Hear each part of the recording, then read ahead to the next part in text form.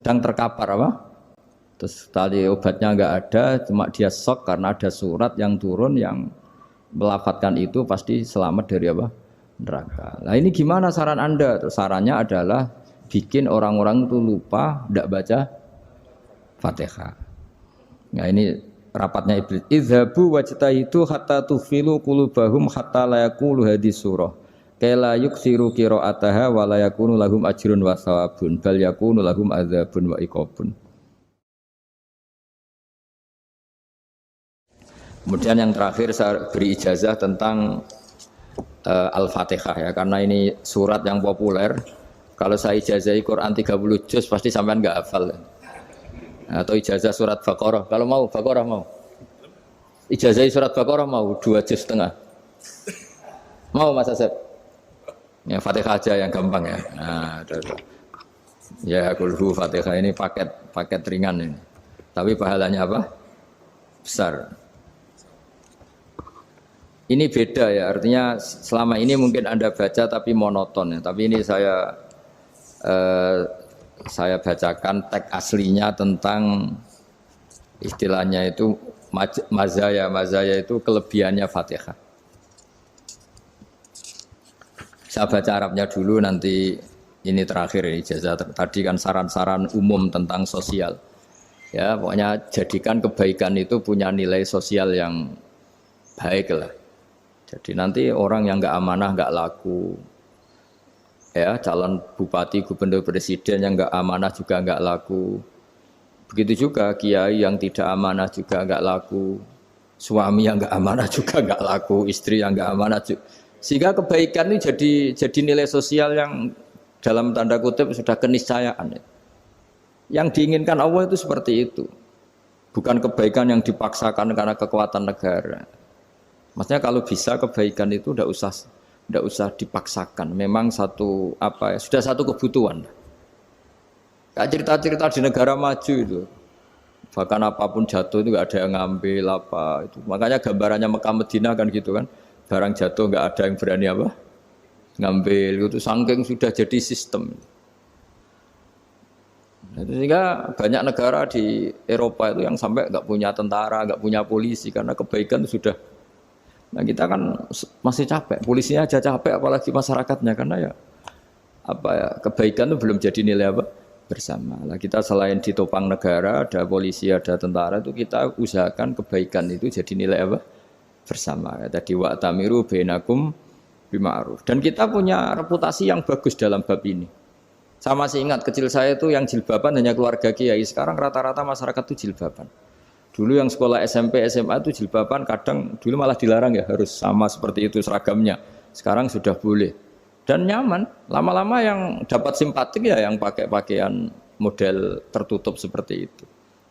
Lama-lama gamane cara wong golek mantu ya golek yang seperti itu daripada yang blodor. Lama-lama jadi nilai bersama. Ya ingin saya seperti itulah. Di terminal juga sama. Orang mau makan cari warung yang kelihatan ada ayat kursinya, pakai jilbab, atau paling enggak dia enggak mungkin lah nyuguhkan yang tiren atau yang haram. Akan ada garansi sosial, ada apa? Ada garansi apa? Sosial dengan penampilan yang soleh itu kan, masa iya nyuguhkan oplosan babi gitu misalnya itu. Jadi nilai sosial itu harus harus benar-benar jadi nilai.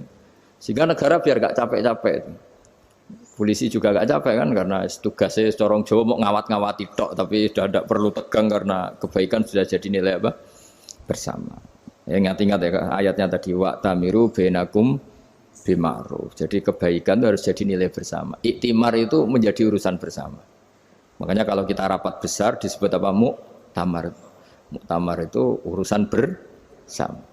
Ya tadi, imamnya sholat juga menopang Gojek karena enggak lama-lama nopang Grab, nopang Kernet, nopang penjaga Indomaret, penjaga bensin, pom bensin.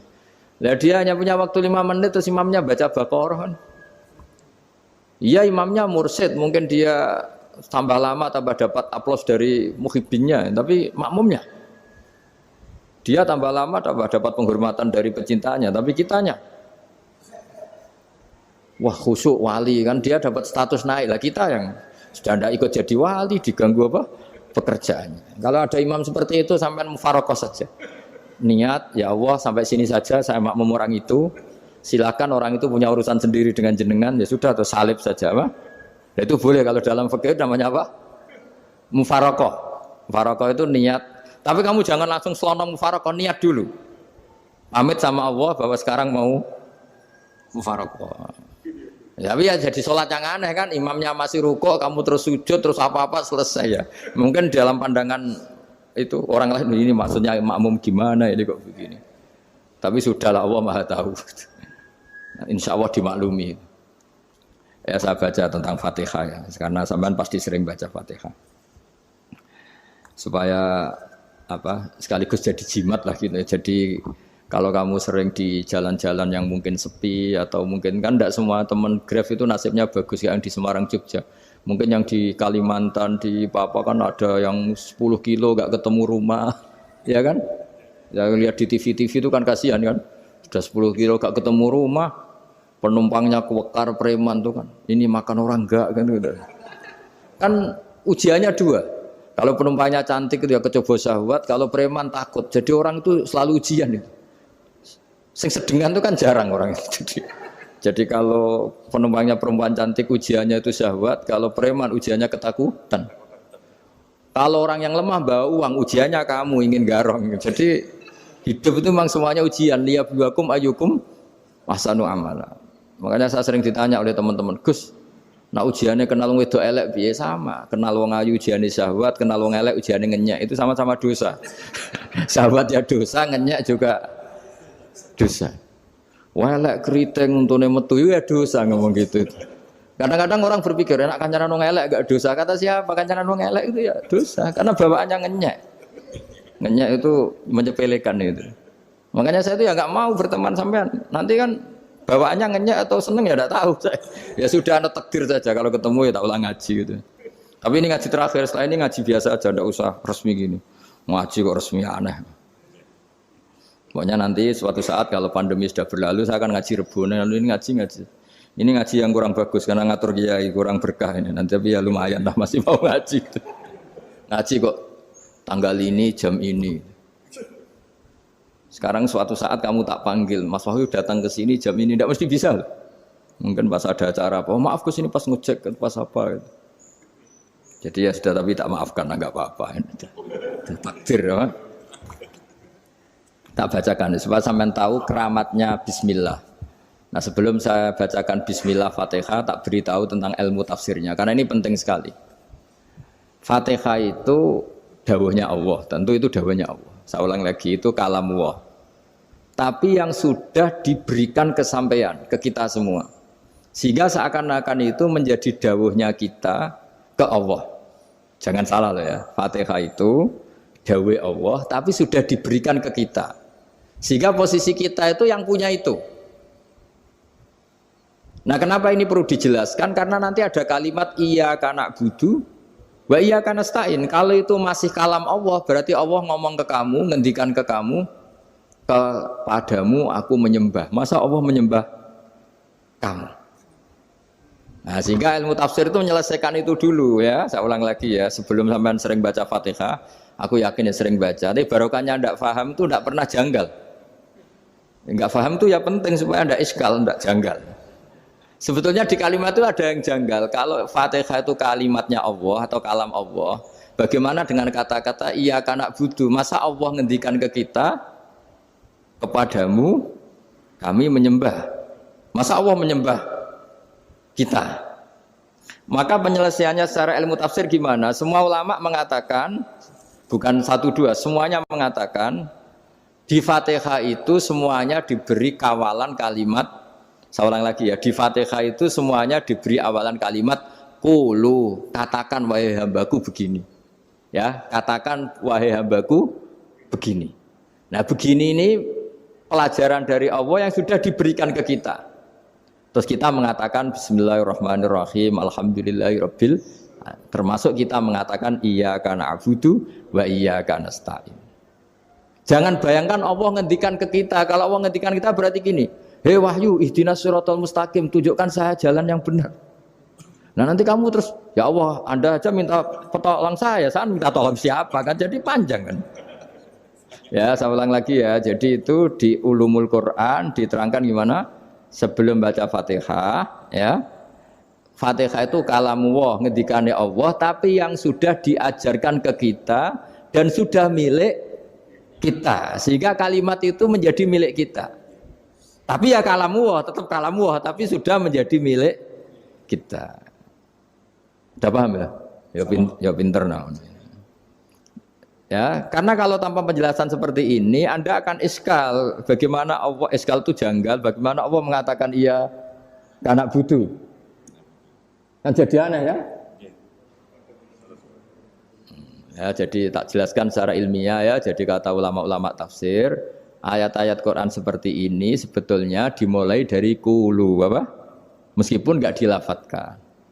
Itu kan sama dengan qul huwallahu ahad Muhammad, katakan kalau Tuhan itu satu. Ya namanya Quran itu kan kalam Allah, membina nabinya, membina umatnya. Makanya dikatakan atau enggak, di sini tersembunyi kata qulu, katakan.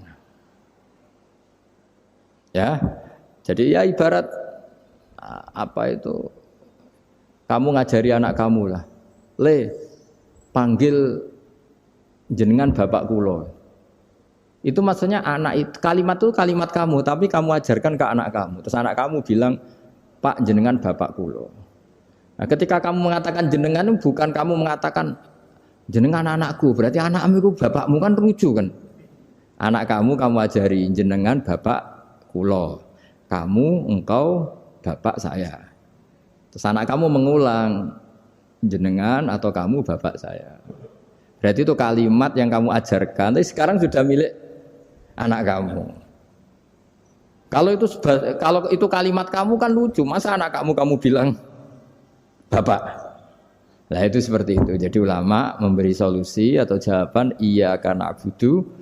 Ya itu sebelumnya ada kata-kata qulu, katakan wahai hambaku, hubungan kamu dengan saya adalah katakan iya karena abudu wa iya karena nasta'in. Terus hubungan kamu dengan saya katakan juga dalam doamu ihdinas siratal mustaqim. Jelas ya, jadi itu kalam Allah yang sudah milik kita karena diajarkan Allah untuk kita. Dong ya? Ya dong, gak jelas ya. Tapi bagus, gak jelas itu bagus. Kalau kamu jelas gak jadi digrab, jadi gubernur.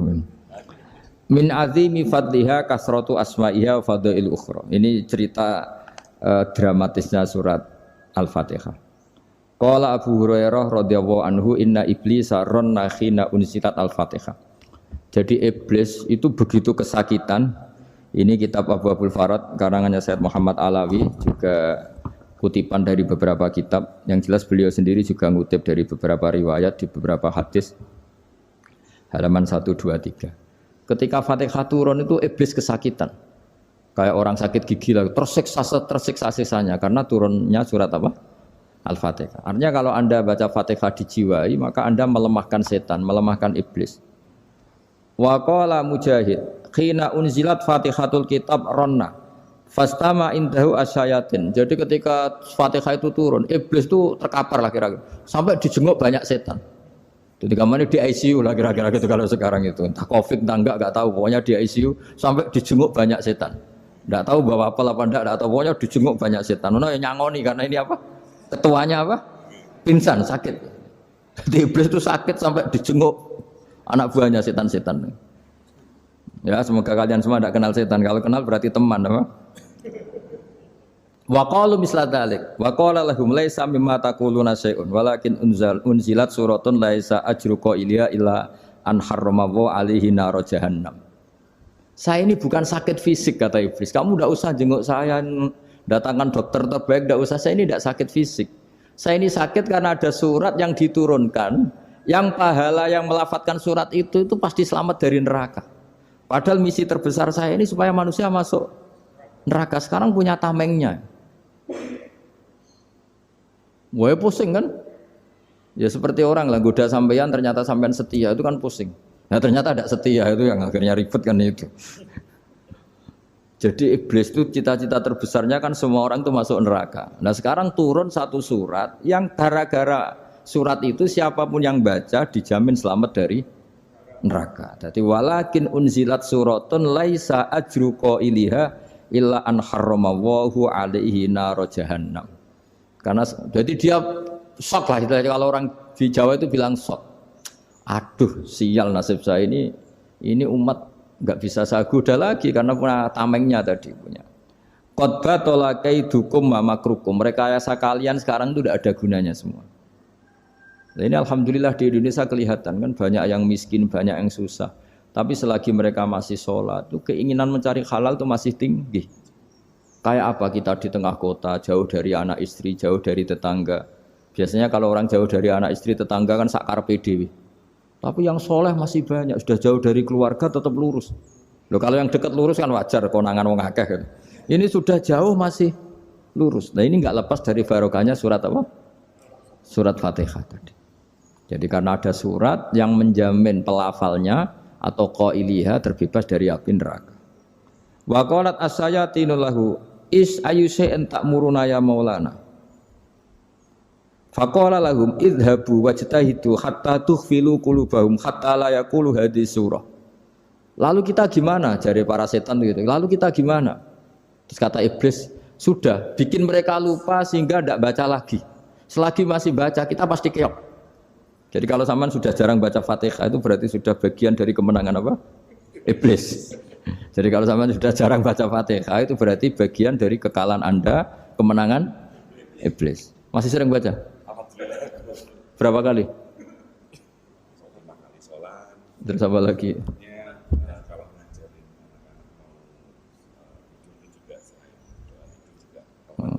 Kok 5 kali tok itu? Berarti pas salat fardu tok itu. Enggak 5 kali itu mendingan itu 17. Kamu itu ngitungnya jangan 5 ini. 5 waktu itu berarti lumayan kan? Berapa? 17 ya? Ya. 17 ya? Ya. 17 tapi kalau makmum tuh sering separuh kan, apalagi makmum tarawih. Ya kan? Makmum tarawih itu bacanya Fatihah ada yang sempurna enggak ya? Ya enggak lah. Baru alhamdulillahirabbil alamin ruku ikut ruku gitu. Makmum kan yang tarawih lah, Mas. Kalau tarawih jarang sempurna ya. Fatihahnya itu. Kan imam sudah ruku. Kamu bacanya Fatihah sampai mana? Baru setengah ya. Ya paling pas tarawih aja kan enggak sempurna ya. Apalagi kalau imamnya sing kilat tuh waduh malah. Nah, ketika Fatihah itu sebegitu keramatnya, sebegitu topnya, itu setan rapat singkat cerita itu yang tadi dipimpin oleh iblis yang sedang terkapar apa? Terus tali obatnya enggak ada, cuma dia shock karena ada surat yang turun yang melafatkan itu pasti selamat dari apa? Neraka. Nah ini gimana saran Anda? Terus sarannya adalah bikin orang-orang itu lupa, tidak baca Fatihah. Nah ini rapatnya iblis. Idhabu wajtahidu hatta tukhfilu qulubahum hatta la yaqulu hadhihi surah. Kala yuksiru qira'ataha wa la yakunu lahum ajrun wa thawabun bal yakunu lahum adzabun wa iqabun.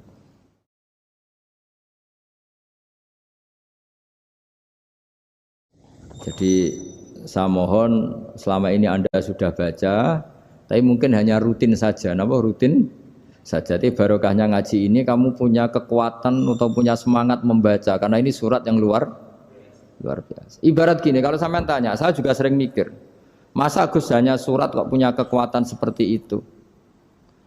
Di dunia ini kata Allah, mulai Nabi Adam sampai kiamat, nggak ada yang bisa menandingi kekuatan kalimah. Kalimah itu kata-kata, nggak ada yang bisa menandingi kata-kata. Misalnya Anda nge-grab, berangkat istri cuek, berangkat cuek. Itu beda dengan ketika meskipun satu kalimat. Wes Pak, muga-muga dilindungi pangeran, mugi-mugi jenengan selamat. Itu menjadi teduh dan semangatnya luar biasa karena kayak mendapat support. Jadi kira-kira kalimat itu hubungannya kita dengan Allah Fatihah itu seperti itu. Kamu melafadzkan satu kata-kata yang dibenarkan langit bumi, dibenarkan aras, dibenarkan malaikat, dibenarkan semua penghuni di dunia ini. Sehingga itu efeknya luar biasa. Itu seperti gini ya, kamu cerai sama istri, terus nikah lagi katut babon. 10 tahun anak kamu dididik, ibunya benci kamu. Dan memang Anda layak dibenci. Dididik. Dan sampai nggak pernah manggil kamu Pak. Suatu saat, kamu tentu rindu kan, ingin dipanggil Bapak oleh anak kamu. Suatu saat anak ini manggil kamu Pak E. Wah itu senengnya bukan main. Hanya sebuah kata-kata. Makanya kadang-kadang orang itu tanya sama kiai, ijazah lafadz ini gunanya apa sih? Itu ijazah-ijazah itu untaian kata-kata. Yang kata-kata ini dibenarkan langit dan bumi dan aras dan para malaikat sehingga efeknya itu luar. Nah ibarat seperti itulah. Kamu melafadzkan Fatihah itu melafadzkan kata-kata yang dibenarkan Allah dan Rasul dan semua malaikat, semua penghuni langit. Maka ini efeknya pasti luar. Nah di sini lah orang-orang dulu itu tahu keramatnya itu sehingga ketika melawan Belanda, melawan Jepang dulu itu kalimat-kalimat itu menjadi mantra yang luar biasa. Doa lah, doa yang luar biasa. Tapi di era modern karena orang sudah tidak ngerti itu, dianggap itu mantra, jimat, khurafat, bid'ah, waduh ribet menemal. Sebetulnya tidak seperti itu. Memang kata-kata ini kekuatannya luar biasa. Sama kesakitan hati kamu juga karena itu. Ngojek wangilan. Lha Pak di bojo kok kowe gagah tok kere. Wah, iku seling terus mesti. Padahal kalimat itu kan tidak melukai secara fisik, tapi apa kerjanya sesuk saras-sarasen. Karena terus dengan pengadilan seperti itu kan, ngapain kerja demi perempuan yang seperti ini? Lagi-lagi kata-kata ini luar. Nah bayangkan kalau kata-kata itu adalah kalimat yang diajarkan Allah lewat Rasulnya, lewat malaikat Jibril. Kayak apa kekuatannya? Nah kira-kira Fatihah itu gitu. Kalimat yang baik, kalimatan thayyibah diajarkan oleh Allah dan Rasul, kayak apa kira-kira kekuatannya? Pasti luar biasa.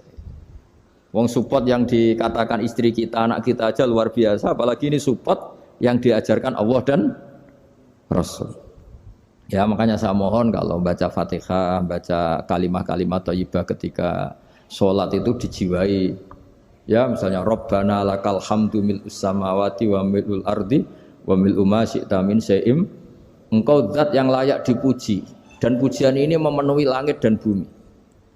Karena kita tahu nggak ada sejengkal di alam raya ini kecuali di situ ada rahmat Allah. Misalnya kamu bisa lewat sampai rumah saya, kamu mungkin anggap biasa saja. Coba kalau ngalami likuifaksi, tahu-tahu bumi ini ambles, bisa ngelewati yang likuifaksi itu luar. Tanyakan orang pernah ngalami likuifaksi di Sulawesi, itu melihat bumi bisa diinjak nggak ambles itu, wah luar. Nah, sampean nggak ngalami itu sehingga lewat bumi ya biasa aja. Coba kalau ngalami seperti tidur, ya biasa aja. Coba kalau ada gempa, bahwa bumi tenang ini sudah nikmat yang luar biasa. Masa kamu ngaku nikmat nunggu digituin? Ya kan? Nah, makanya baca Fatihah dijiwai lah, bahwa ini kalimat yang luar biasa.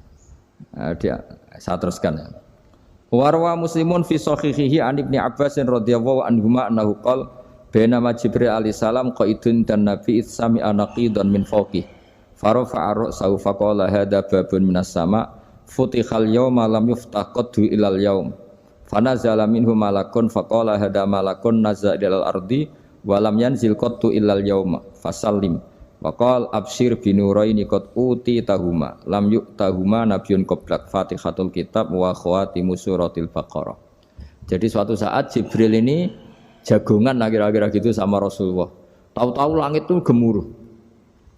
Langit gemuruh kata Jibril terus semuanya ngangkat kepala ke langit. Ini pintu langit baru ini dibuka, yang sebelumnya tidak pernah dibuka seperti ini. Turunlah malaikat, yang malaikat ini pun malaikat spesial yang enggak malaikat murahan lah kira-kira gitu, yang enggak pernah turun ke bumi kecuali juga saat itu. Dengan penyambutan yang luar biasa, dengan semuanya tidak pernah terjadi. Hanya karena bahwa surat Fatihah. Jadi ini surat yang luar biasa, pengawalannya lewat malaikat yang spesial enggak pernah turun di bumi kecuali saat itu. Penyambutannya juga enggak pernah seperti itu, baru seperti itu. Jadi semuanya itu spesial. Nah, kenapa ini spesial? Karena di situ ada isi puja-puji kepada Allah Subhanahu wa taala. Ada ikrar kita, alhamdulillahirabbil alamin, arrahmanir rahim. Ikrar ini penting. Kalau contoh paling gampang gitulah. Kamu punya istri selama ini cerewet terus. Suatu saat ngomong, "Pak, tak angen-angen ra ono wong lanang koyo sampeyan." Wah itu langsung tidak ada lelaki sebaik engkau. Itu sama senengnya, masya Allah. Karena ada ikrar dari seorang istri ke kamu. Nah bayangkan kalau ikrar kita sebagai hamba diakui oleh Allah Subhanahu, maka ikrar ini akan dicatat sebagai kebaikan kita yang kita panen nanti di akhirat. Karena ada ikrar. Kita ikrar bahwa Alhamdulillah Rabbil Alamin. Kita ikrar Ar-Rahmanir Rahim. Kita ikrar Maliki Yaumiddin. Kita ikrar Iyyaka na'budu wa iyyaka nasta'in. Sampean misalnya jadi orang Indonesia, ketemu orang Indonesia yang makmur di Jerman, terus lupa Indonesia.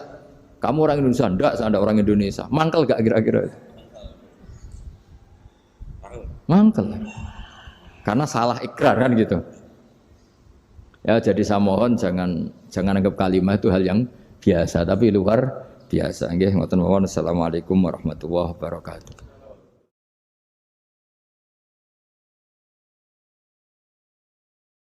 Saya berkali-kali kampanye di mana-mana lah, kampanye dan menganjurkan. Di antara catatan dalam Suhufi Ibrahim wa Musa kan ada kan di Quran itu yang dinamakan lampiran-lampiran wasiatnya Nabi Ibrahim dan Nabi apa? Musa. Itu di antara catatannya begini.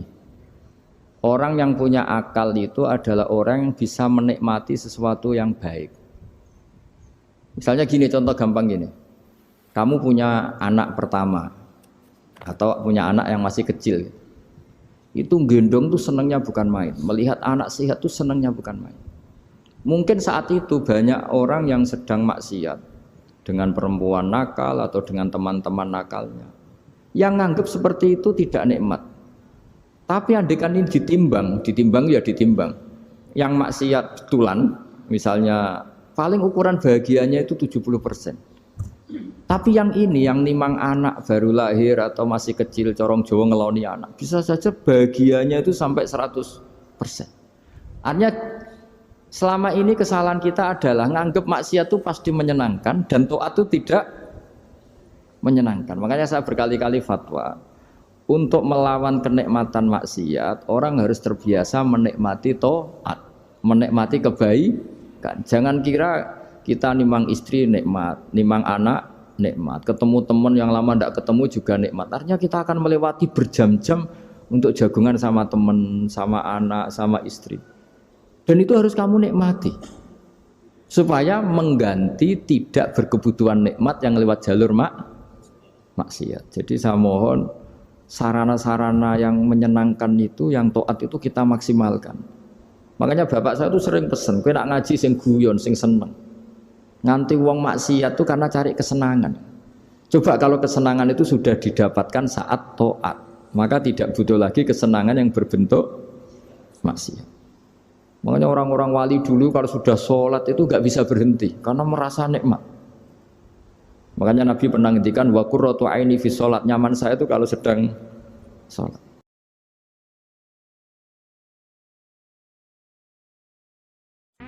Kowe ora usah mikir ngono, sementing aja pertentangkan dengan sains, dengan ilmu. Mergo selawase agama iku ora akan beda dengan ilmu. Kowe eling-eling mun ngandel kula. Nek sampean gak kepengin napa celaka dunya akhirat. Mergo aja sampai ilmu iku gugat agama, ya ora oleh agama itu gugat ilmu. Karena dari dulu agama di kaum yaqilun, di kaum yatafakkarun.